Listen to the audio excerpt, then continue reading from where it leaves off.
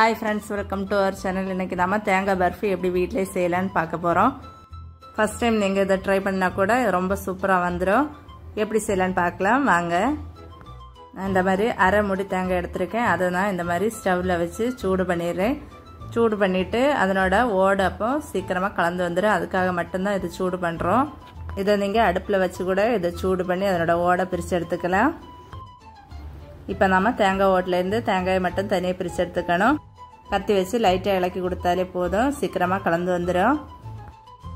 தேங்காய் ஓட்ல இருந்து எல்லா தேங்காயுமே பிரிச்சு எடுத்துக்கிட்டோம். இனி நாம இந்த தேங்காய்க்கு மேல கூட இந்த தோலையுமே வெட்டி நீக்கிடலாம். சாதாரணமா பொரியல் எல்லாம் பண்ணும்போது தேங்காய் துருவி யூஸ் பண்ணுவோம். அந்த தேங்காய் துருவி யூஸ் பண்ணும்போது இந்த பார்ட்டும் கூட சேர்ந்து தான் வரும். அதனால தேங்காய் பர்ஃபி செய்யும்போது இந்த பார்ட் கண்டிப்பா நீக்கணும்னு அவசியம் இல்லை. உங்களுக்கு விருப்பம் இருந்தால் இதையும் எடுத்துக்கலாம். தேங்காய் பர்ஃபிக்கு தேங்காய் துருவலை கூட எடுத்து நீங்கள் செஞ்சுக்கலாம். தேங்காய் துண்டுகளை இந்த மாதிரி சின்ன சின்னதாக வெட்டி எடுத்துக்கலாம். எல்லா தேங்காய்களையும் சின்ன சின்னதாக வெட்டி எடுத்துட்டோம். அது பார்க்குறதுக்கே அழகாக இருக்குது, நல்ல வெள்ளை கலரில் இருக்குது. அப்படியே நாம் வெட்டி வச்சுக்கிட்ட தேங்காய் துண்டுகளை மிக்ஸி ஜாரில் சேர்த்துட்டு நல்லா அரைச்சி எடுத்துக்கலாம். எந்த அளவுக்கு அரைக்க முடியுமோ அந்த அளவுக்கு நல்லா அரைச்சி எடுத்துக்கலாம். அடுத்து ஒரு கடாய் அடுப்பில் வச்சுக்கலாம். கடாய் சூடாக இருந்தவே ஒரு ஸ்பூன் நெய் சேர்த்துக்கலாம். நெய்யுமே நல்லா சூடாகணும்.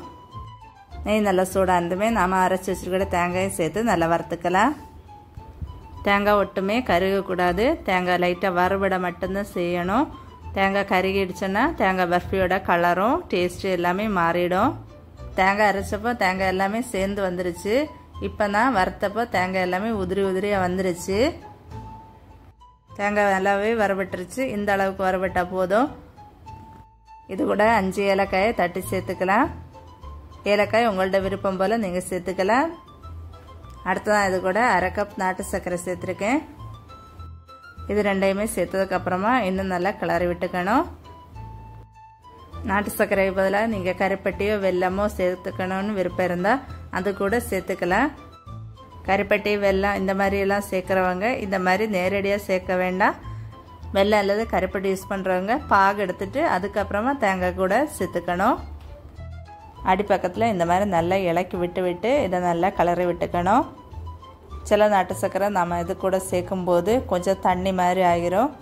ஆனாலும் பரவாயில்ல, கொஞ்ச நேரத்தில் இந்த மாதிரி திக்காகிரும். சேர்த்த நாட்டு சர்க்கரை தேங்காய் கூட எல்லாமே நல்லா கலந்து தேங்காயோட கலர் மாறி வந்துருச்சு. ஸ்பூனை யூஸ் பண்ணி இந்த மாதிரி கடாயில் தேங்காய் பர்ஃபியை அமர்த்தி வச்சு பாருங்கள். எல்லாமே செட் ஆகி இருக்கணும். திரும்பவும் அந்த தேங்காய் பர்ஃபி இந்த மாதிரி கிளறும்போது உதிரி உதிரியாக ஆகணும். இப்போ நாம் எடுத்துடலாம்.